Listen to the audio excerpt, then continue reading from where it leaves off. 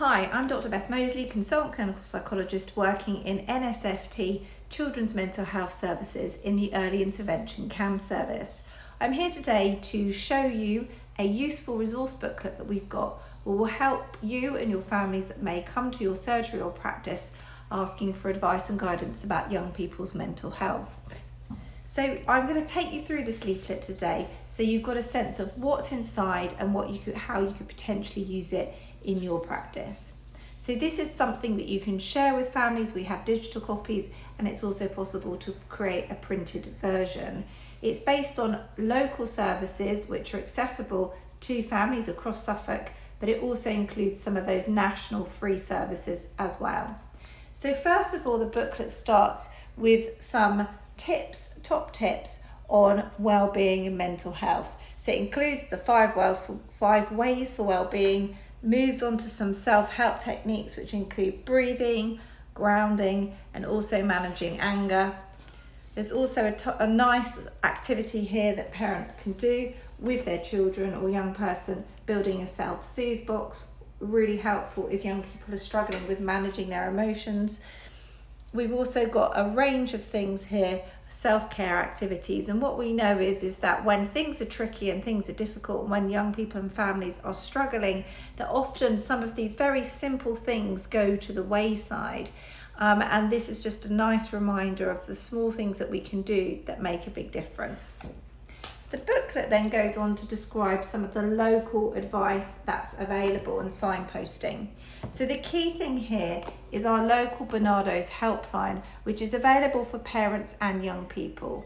It's a Monday to Friday service during kind of normal working hours, but yet parents can call this number and get advice and guidance on their young person's mental health, and can through that receive signposting, self-help tools, and also some advice and guidance around whether a referral would be appropriate through the Emotional Wellbeing Hub.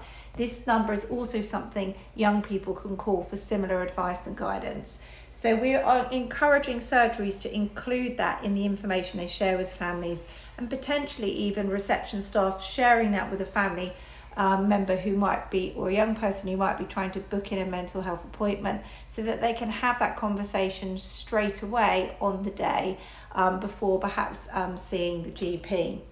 We've also got information which is available locally on the internet, so that's The Source, Kooth, which is a free online counselling offer that all young people can access.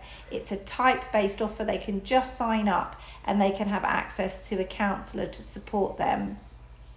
So the next page we go on to provide you some key links to specific areas which might be helpful. So for example, eating disorders, we've got the Beat charity and helpline and email here, which is really helpful for families.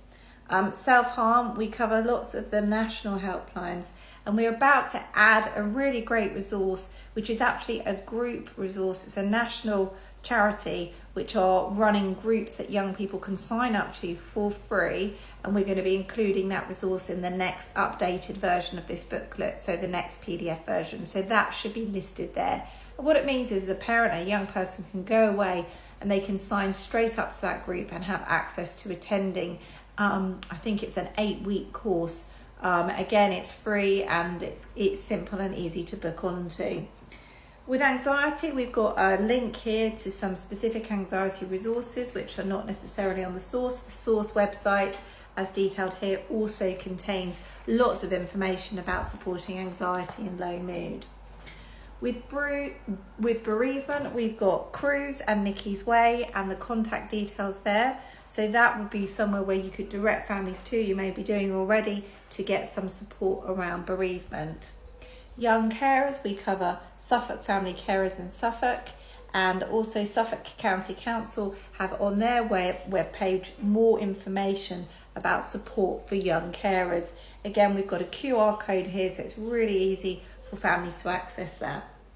In terms of children and young people with additional needs, we list the Suffolk local offer and how families can access that straight away through the internet.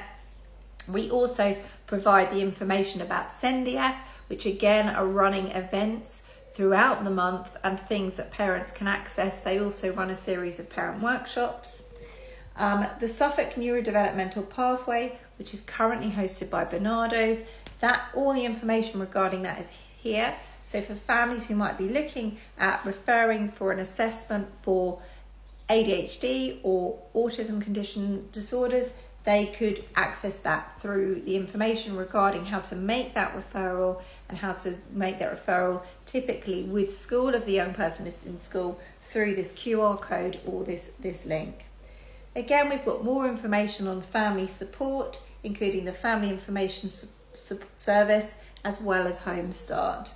And again, Home Start offers free, informal and friendly family support advice, and there's the link as well as the QR code.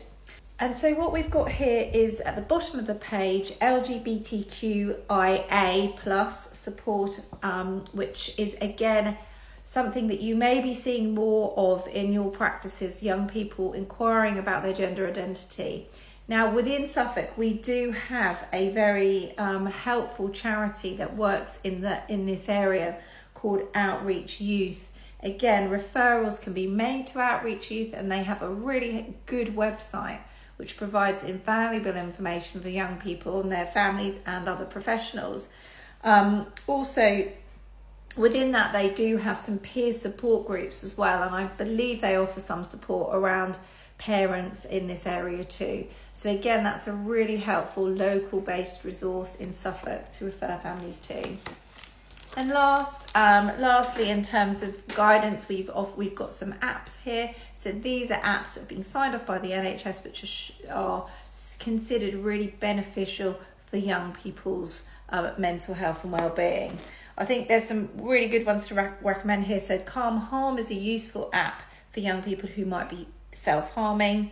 And another really nice one is For Me Too, because it's a safe and secure forum for those young people who want to discuss mental health issues in their life. And we know that more and more young people are turning to social media for advice and guidance. And so being able to ensure that we signpost them to the places where we feel confident that the advice and guidance they're going to get is balanced and evidence-based is really valuable. So again, that's a helpful one. And there is another one which I haven't listed here, but we may well add, which actually is a really useful app for family members to be able to use to help them think about how they can support other people who may be struggling with their mental health. It's also helpful for friends too. Staying safe online, if that's an issue that comes up, Internet Matters. And then finally, on the final page here, we've got when urgent advice might be required. So we've obviously got the usual call 111 and choose the mental health option. 999 if someone's life is at risk, Childline, Papyrus, Samaritans, and Text Shout. And again, Papyrus have an amazing website. They've got a great pack for parents on talking to your young person about self-harm and suicide. And we're really trying to promote that to all parents, not just the ones who might be worrying about their young person struggling with self-harm or suicide. What we're sort of saying to parents is it's really good to be equipped with understanding so that in those moments that your child might want to talk about those issues, whether it's regarding them or a friend, you feel calmer and better equipped to be able to respond to those questions.